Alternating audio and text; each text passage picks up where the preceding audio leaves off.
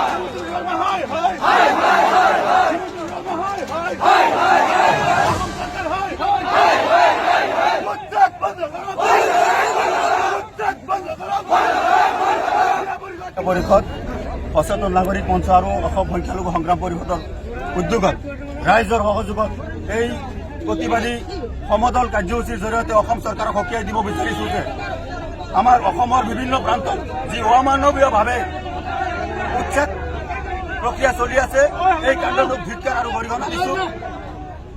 নিৰীহ লোকক গুলিয়াই হত্যা কৰি যি ধৰণৰ উচ্ছেদ অসম চৰকাৰে চলাইছে এটো অত্যন্ত বৰ্বৰ কাণ্ড, অসাংবিধানিক।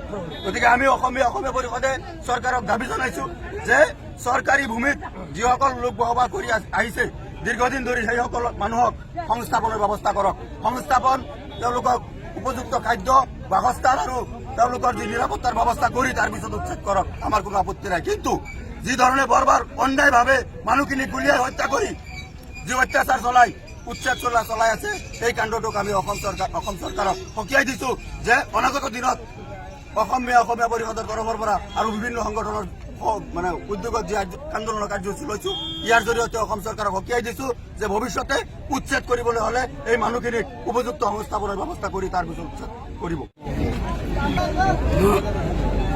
বৰ্তমান অসম চৰকাৰে যি অমানৱীয় উচ্ছেদ অভিযান চলাই আছে, আজি উচ্ছেদৰ নামত গণহত্যা কৰি আছে।